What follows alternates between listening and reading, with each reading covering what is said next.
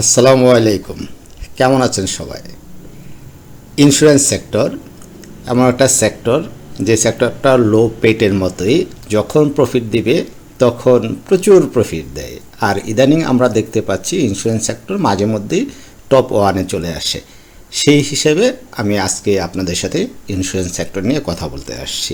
যদিও আমাদের টপ টেনের মধ্যে ইন্স্যুরেন্স সেক্টরের কোনো স্টকে ছিল না। 15 নম্বর সিরিয়ালে আমরা গ্লোবাল ইন্স্যুরেন্সকে দেখতে পাচ্ছি। তারপরেও আমি একটা স্ক্যানার রেডি করছি, যে স্ক্যানারে সম্ভবত 18টা স্টক আছে। সেই স্টকগুলির নাম আপনাদের দেখাবো, এবং তার থেকে ওই লিস্ট থেকে, ওয়াচ লিস্ট থেকে আমি একটা দুটা শেয়ার নিয়ে আজকে কথা বলবো। আর আপনারা চাইলে আমি পরবর্তীতে ইন্স্যুরেন্স সেক্টর নিয়ে আরও কথা বলবো। যেহেতু বাজার ট্রেন্ডিংয়ে আছে এবং ইন্স্যুরেন্স সেক্টর লো পেড, এই দুইটাই আমরা গতকালকে দেখলাম যে পারফর্মিং আছে। সেই হিসাবে আমি কি করলাম, আপনাদের লো পেড নিয়ে আপনাদেরকে একটা ওয়াচ লিস্ট দিছি, এবং ওখান থেকে দু একটা স্টক নিয়ে কথা বলছি। অ্যাপেক্স ফুটওয়্যার, অ্যাপেক্স ফুড, তারপরে অ্যাপেক্স স্পিন, তারপরে কি বললাম, মাগুরা প্লেক্স, জেমিনিসি, তারপরে হলো রহিমা ফুড, এইগুলি নিয়ে কথা বলছে। আর বাকি যেই লো পেডগুলি মোটামুটি কিন্তু আমরা একটা সিরিয়াল মেনটেন করে সিরিজ প্রচার করছিলাম, এবং সবগুলি ভালো পারফর্ম করতেছে, আপনারা জানেন। সো এই গতকালকের লো পেডের যে ভিডিওটা, সেটাও দেখে নেবেন আপনারা যারা এখনও দেখেন নাই। আসেন আমরা আমাদের ইন্স্যুরেন্স সেক্টরে যাই। আর এই পুরো আলোচনা জুড়ে আমি রাটলিক জাকারিয়া আছি আপনাদের সাথে, আর আপনারা দেখছেন স্টক মার্কেট রাটলিক ইউটিউব চ্যানেল।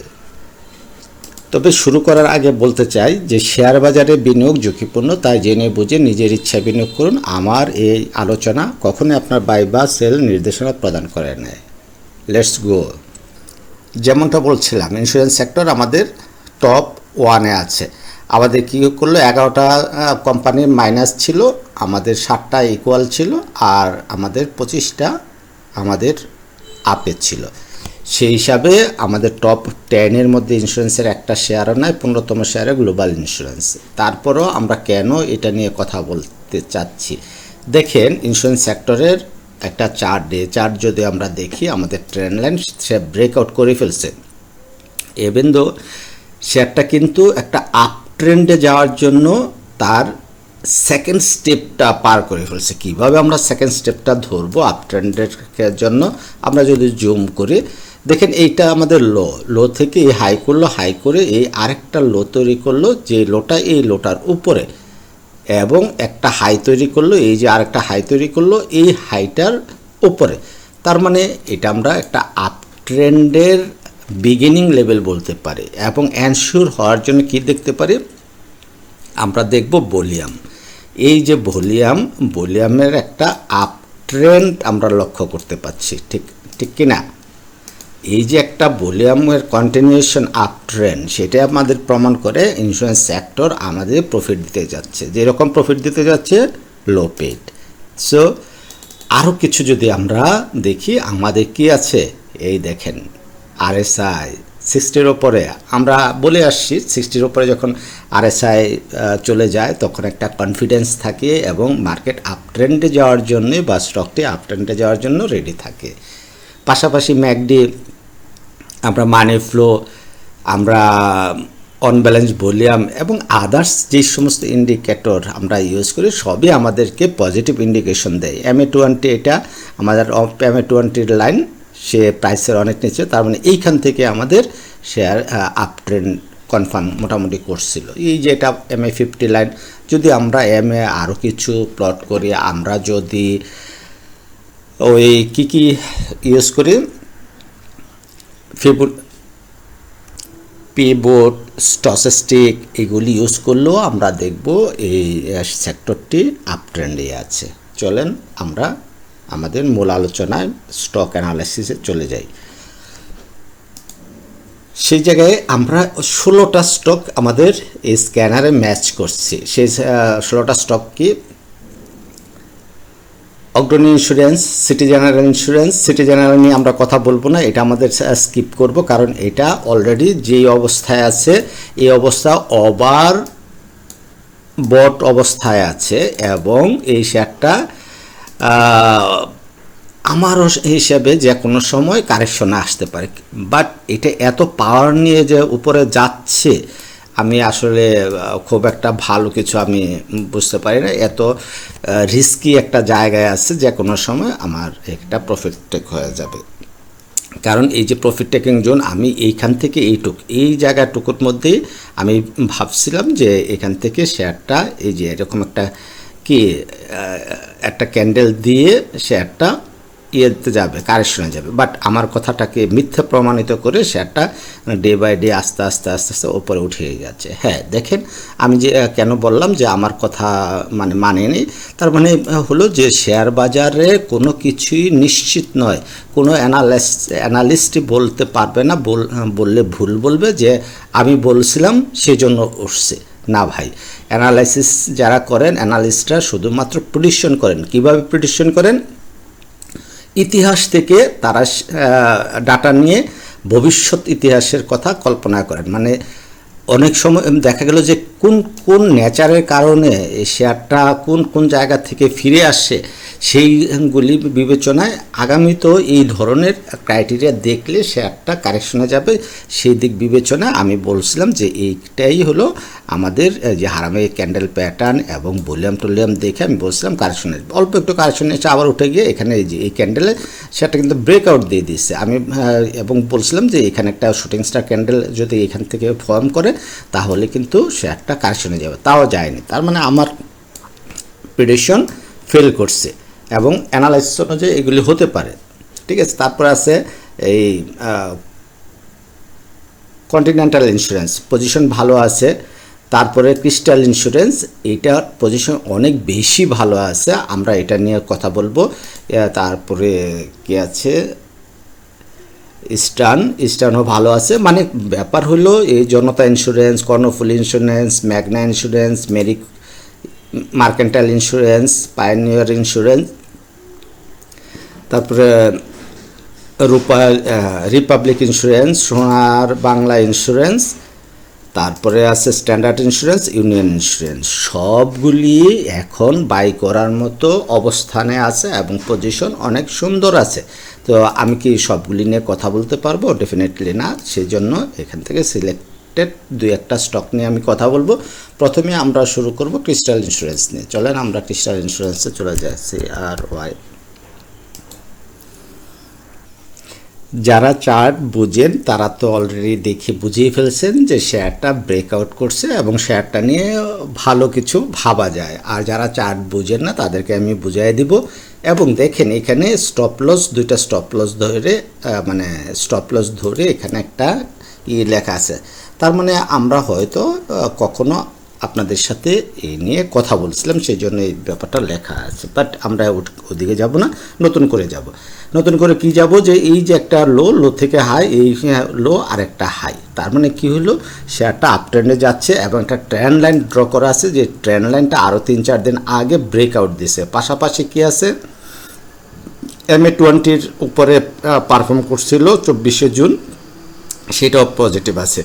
আর MA50, এটা হলো আমাদের MA50 লাইন, এইটাও আমাদের ব্রেকআউট দিচ্ছে 26 তারিখ। তার আমরা এই 26 তারিখ না হয়ে এই 27-29 তারিখ আমাদের ছিল অ্যাকচুয়াল এন্ট্রি ছিল এই যে ক্রিস্টাল ইন্স্যুরেন্স। বাট আমরা আনফর্চুনেটলি চেক আউট করতে পারি না, মনে ছিল না, ভুলে গেছি বা ইন্স্যুরেন্স সেক্টর দিকে খেয়ালই করিনি, বিদায় আমাদের থেকে হাতছাড়া হয়ে গেছে। তারপরেও আমরা কি করতে পারি? এই শেয়ারটা থেকে আমরা আমাদের প্ল্যান সাজাতে পারি। কীরকম? আজকে কিন্তু আমি আপনাদের অ্যানালাইসিস শেখাচ্ছি, শুধু বাই সেল ইনস্ট্রাকশন দিচ্ছি না।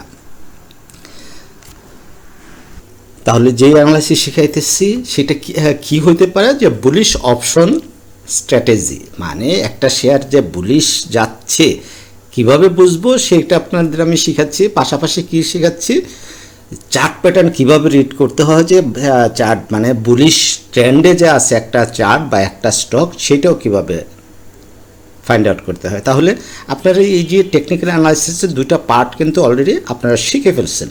এখন হলো আমরা কী শিখব, যে এন্ট্রি এক্সিট, কিভাবে আমাদের এন্ট্রি এক্সিট নিতে হবে, আমরা কিভাবে রিস্ক রিওয়ার্ড রেশিও মেনটেন করব। তাহলে আমরা শিওর হলাম যে আমাদের ক্রিস্টাল ইন্স্যুরেন্স ব্রেকআউট করে ফেলছে, এখন হলো সে আপ ট্রেন্ড কন্টিনিউ করছে। যদি আমরা এটার ইয়েও দেখি, আমরা আরএসআই দেখি, দেখেন আরএসআই কী বলছে, একটা আপ ট্রেন্ড মেনটেন করছে, ঠিক আছে। যদিও গতকালকে কি করলো, একটু শেয়ারটা একটু ফল ডাউন করলো, এই যে এটা আমাদের কি হলো, ইনসাইড বার হয়ে গেল। আমরা কি করব, এইটাকে এইভাবে আমরা ট্রেড করব। আমরা এন্ট্রি নেওয়ার জন্যে,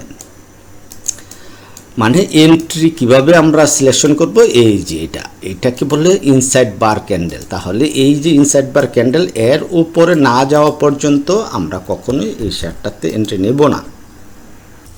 তাহলে আমরা কি করতে পারি, 45 টাকার উপরে আজকে হোক কালকে হোক প্রাইস কনফার্ম করলে আমরা একমাত্র এন্ট্রি নেব, আর স্টপ লস ধরবো আমরা 42 টাকা।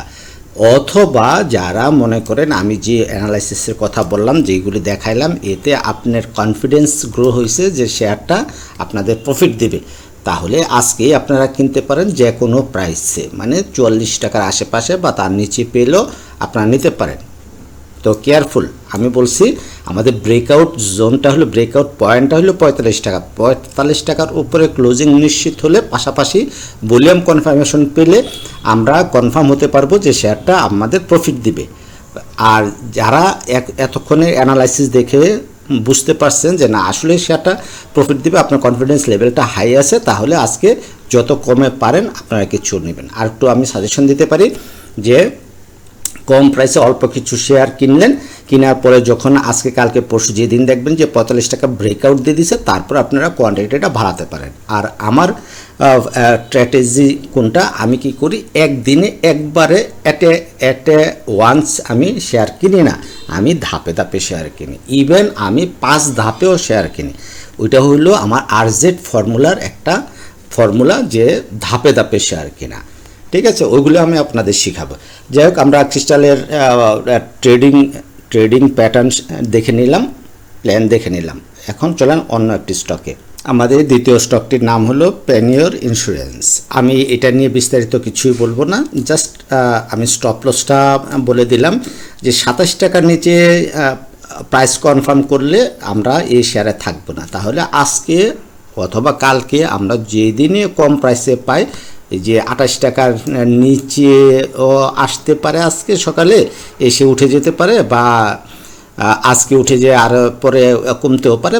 মূল কথা হলো আপনারা যতটুকু কমে সম্ভব, যতটুকু কম কোয়ান্টিটি কিনা সম্ভব কিনে আপনারা হোল্ডিং করতে পারেন। আমার মনে হচ্ছে যে শেয়ারটা ভালো পারফর্ম করবে এবং টেকনিক্যাল অনুযায়ী সব কিছুই পজিটিভ আসছে, ঠিক আছে। এ ছিল ইভেন দো যে আমি যে লিস্টটা 16টা কোম্পানির আপনাদের এই যে লিস্ট দিচ্ছি, এই সবগুলি স্টকই যদি মার্কেট আপট্রেন্ড কন্টিনিউ করে এবং ইন্স্যুরেন্স সেক্টরটা লিডিং পজিশনে থাকে, এইগুলি একটাও বাদ যাবে না, সবগুলি আপনাদেরকে ভালো প্রফিট দিবে ইনশাল্লাহ। পরবর্তীতে আছে যে রিপাবলিকটাও অনেক সুন্দর পজিশনে আসছে। আমরা আসেন চার্টে দেখি রিপাবলিক কিভাবে আমরা ট্রেড প্ল্যান করব। আসেন আমরা দেখি, এই যে রিপাবলিক শেয়ারটাও আমরা ট্রেড প্ল্যান করতে পারি। এইটাকে আমরা স্টপ লস ধরব কত, 26 টাকা 50। তাহলে রিপাবলিকটাও আমরা 26 টাকা স্টপ লস ধরে আজকে যে কোনো জায়গায় যেত কমে পাই আমরা কিছু শেয়ার কিনে নেব। মনে রাখবেন, যত বড় কোয়ান্টিটি কিনবেন তত রিস্ক বেশি, ছোট কোয়ান্টিটি কিনবে রিস্ক কম। আমার সাথে যারা আছেন আমি কখনোই বলি না অ্যাট এ ওয়ান্স আপনারা সব শেয়ার কিনে ফেলেন, আপনার 5 লাখ টাকা ফ্রি আছে, একটা শেয়ারে আপনি 5 লাখ টাকা বিনিয়োগ করেন, ওটা বলি না। ধাপে ধাপে মনে করেন আজকে আপনি এই রিপাবলিক আপনি 1000 শেয়ার কিনলেন, আগামীকালকে শেয়ারটা বেড়ে 27 টাকা 50 পয়সা হলো, আগামীকালকে আপনি আরও 1000 শেয়ার কিনেন, তারপরের দিন বেড়ে 28 টাকা হয়ে গেল, আপনার তারপরের দিন আরও 1000 শেয়ার কিনেন। এবং আমি এই পলিসিটাই মেনটেন করি, এটা আমার আরজেড রুলসের একটা পার্ট। হ্যাঁ, ওকে। যাই হোক, এই 3টা শেয়ারের কথা বললাম। কোনটা কোনটা বললাম, আমরা ক্রিস্টাল ইন্স্যুরেন্সের কথা বললাম, আমরা পেনিয়র ইন্স্যুরেন্সের কথা বললাম। পেনিয়র নাকি পিপলস,